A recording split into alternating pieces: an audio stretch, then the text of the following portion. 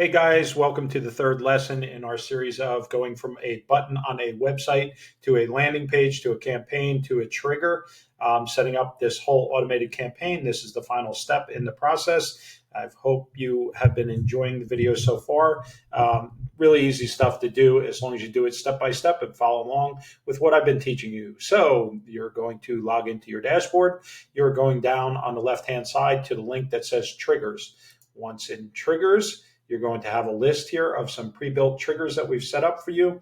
Most of them should be in draft mode because they're not published and they're not working until you make them work. So in this case, we are going to use one of the templates. We're going to use the template today for Twirl website pop-up. But instead of making it website pop-up in our last lesson, we said new client special. So we're going to turn it into that, right? So we have Twirl website pop-up. We have an edit button, and we're going to duplicate that right here. Okay, and we're going to change it to new client special, the same as our campaign.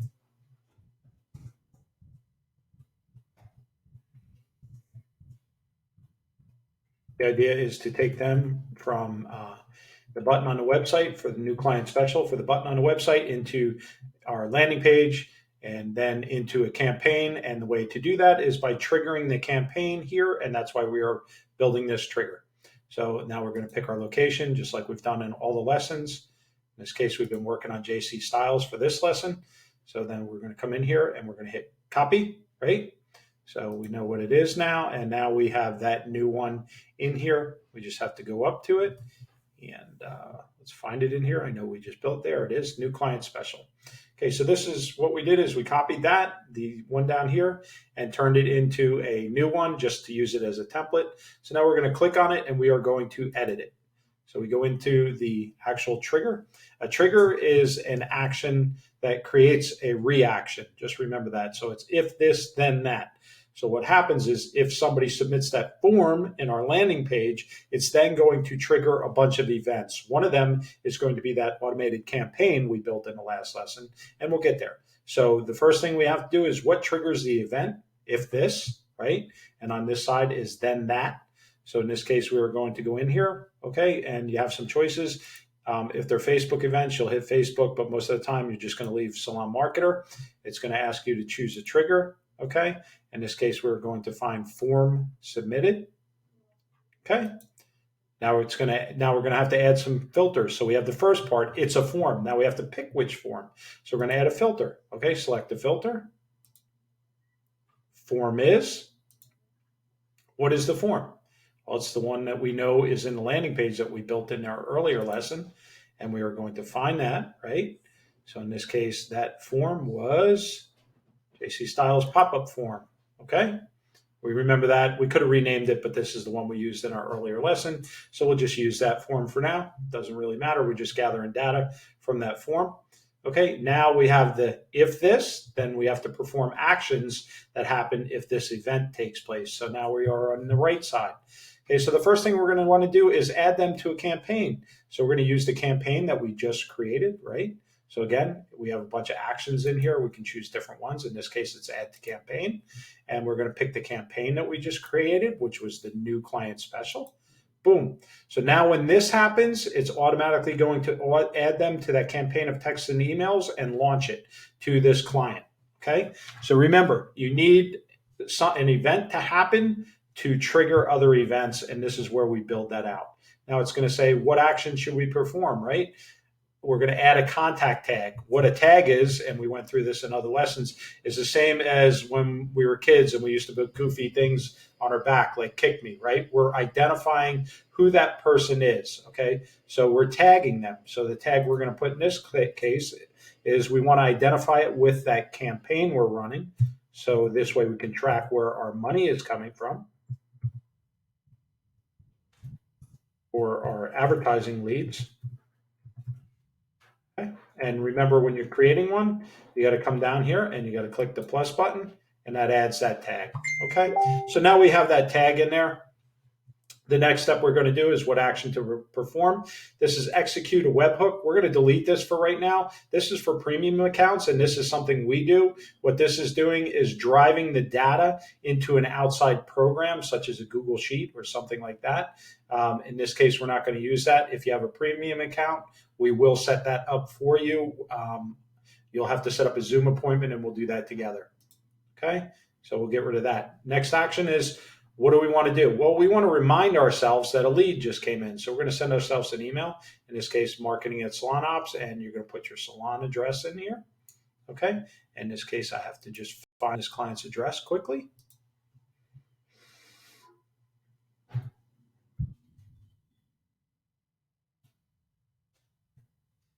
And it's not on there. Great.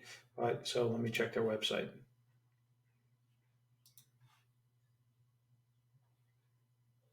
And there it is. So we'll copy this contact address from their website. And the reason for this is we want to know when a lead comes in, right? The system's going to notify you, but the more ways it notifies you, the better off you are. Okay, if that makes sense to everybody. So, and of course, I was a dum-dum, and there's my tab. So we're going to put that email address in there. So what's going to happen now is they're going to get an email from marketing@SalonOps, our company, or whatever we put in here. We could put marketing@salonninja.com.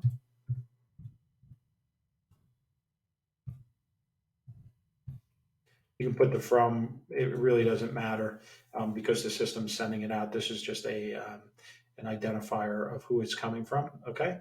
And a new customer opportunity is here. So it's going to tell you, all these contact fields here are going to gather off of the client's contact information, okay? And I hope that makes sense to everybody. Pretty easy stuff to do, okay? The next thing we want to do is we want to add them as an opportunity in our pipeline until they become a customer. So we're going to put them in a new customer and a lead in, okay?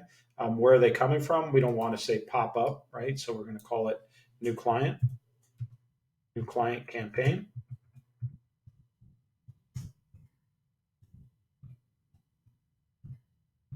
And we can, remember earlier I said we could put the value in here. So this is telling us how much this lead is worth. It's always a good idea to do this. This way you can track your return on investment. So if you have a 50% off coupon off of a $150 service, it would be 75 in here. This is a 30% off of a normal $100 service. So we're just going to put the value of $70 in here, right? And this is going to tell you what your return on investment for your marketing is. Pretty easy to do. You can put these allow duplicate opportunities if you want. I don't suggest you do. Allow opportunity to move to any previous stage. Leave this one clicked. And if you wanted to add more things for the system to do, you can do that. You can play around with it. You can create a whole bunch of events that are triggered by that initial event. Here are some of the different ones, right? There's a whole bunch of them. It's up to you to play around, but the basics are already built in here for you, okay? Once we're all done with that, we have to scroll to the top and we have to hit save. And that saves that campaign. This trigger that triggers all these events in here. So we are now ready to make this live. Once this is live, if somebody clicks on that button on the website that we originally created and takes them to that landing page, then we'll trigger all these events. So what we have to do as the final step is take it out of draft mode and make it live, activate. Okay. Once it is active, this campaign is now working. So this trigger triggers all these. It triggers the campaign. We get the information off of the landing page with the form. And where do they come from? They come from your website. And how do we know they came from the website? Well, we just put the tracking opportunities in here, right? They came from the new client campaign, and you could even put new client campaign website if you wanted to. And let's do that. Now we know who this client is, where they came from, and what the value is. And the system will tell you that in your opportunities pipeline.